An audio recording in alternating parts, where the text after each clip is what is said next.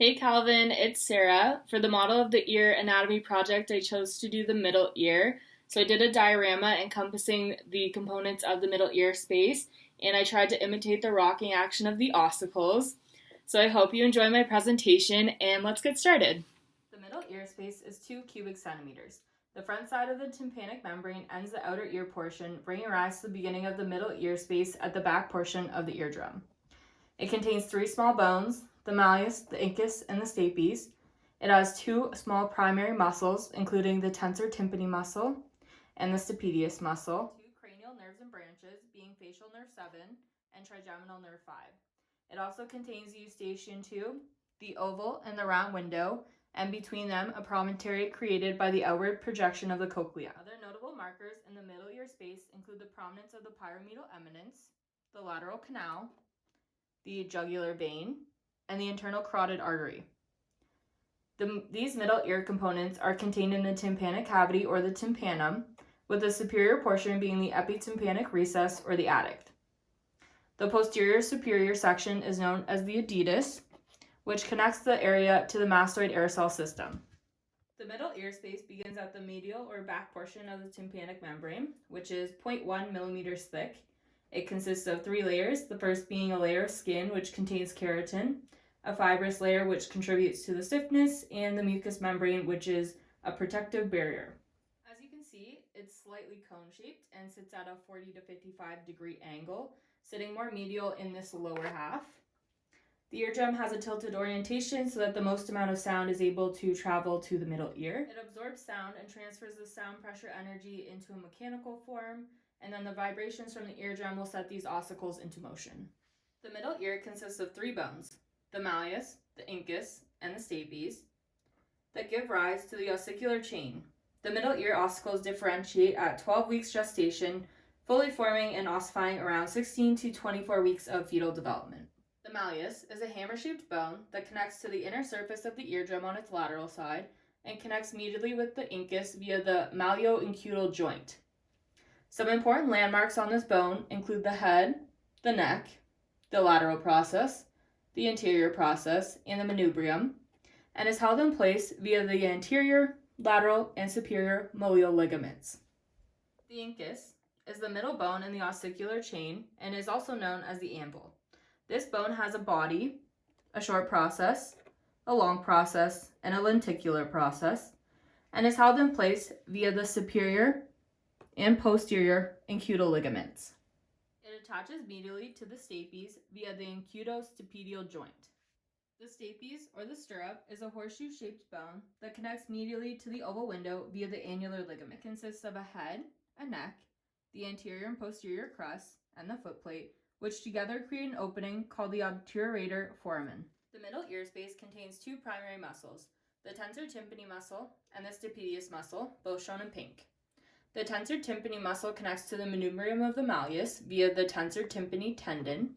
It is innervated by trigeminal nerve 5, and it is 26 millimeters long. And this muscle will contract when loud internal sounds trigger it. So for example, it will decrease sounds that occur when we are chewing. The stapedius muscle connects to the head of the stapes via the stapedial tendon. It is innervated by the facial nerve 7 and is 6 millimeters long. This muscle will contract when triggered by loud external sounds over 70 decibels.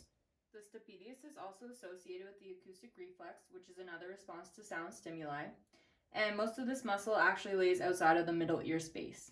The chorda tympani nerve runs anteriorly and posteriorly through the middle ear space, stemming from the mastoid branch of the facial nerve 7, which controls taste on the anterior portion of the tongue. The eustachian tube, or the auditory tube, is a small tube that runs medially and anteriorly, connecting the middle ear space to the throat. It is 3 to 4 centimeters long and 3 millimeters wide, the medial third being bone in the middle ear space and the lateral 2/3 being cartilage in the nasopharynx region. As an adult, this tube will run at a 45 degree angle, whereas in children, the eustachian tube is more horizontal and a bit shorter. And this is actually why children get more infections due to the fact that this tube is a little bit harder to drain. The eustachian tube is normally closed but needs to open approximately 5 times per minute. If it doesn't open and balance is disrupted, this can create negative pressure behind the eardrum and also moisture or fluid accumulation in the middle ear space. That being said, this tube serves two main functions. One, being keeping the middle ear space aerated and at atmospheric pressure, which will allow the middle ear space to do its job and overcome the impedance mismatch between the outer and inner ear. And two, drain mucus or any other material that will collect in the space. The purpose of the middle ear space is to amplify high frequency sounds, allowing sound to transfer from the outer ear to the inner ear to process sound. The middle ear has mass from these ossicles and the air within the space, and it has stiffness provided by the ossicles and the ligaments that hold them in place. The stiffness allows the system to filter out low frequency sounds, which is what we want, but because of the mass, high frequency sounds are also impeded as well. The middle ear has a range of 750 to 3,500 Hz with a maximum absorption at 3,000 Hz.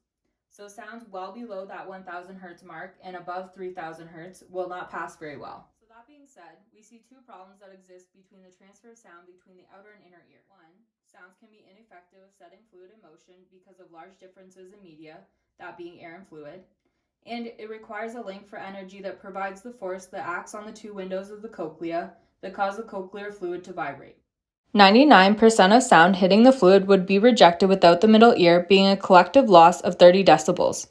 Without overcoming this impedance mismatch, only 1% of sound would be absorbed, but there is a way to solve this problem. The middle ear acts as an impedance transfer, matching the high impedance of the cochlear fluid to the low impedance of air, in addition to increasing pressure and energy at the stapes to act on the two cochlear windows. Theoretically, this offers a 36 decibel increase in sound. The middle ear restores this loss of energy in three ways. One, the condensation or areal effect, which uses the size difference between the tympanic membrane and the oval window, funneling sound of the same force from a larger low-pressure area to a smaller area of high pressure.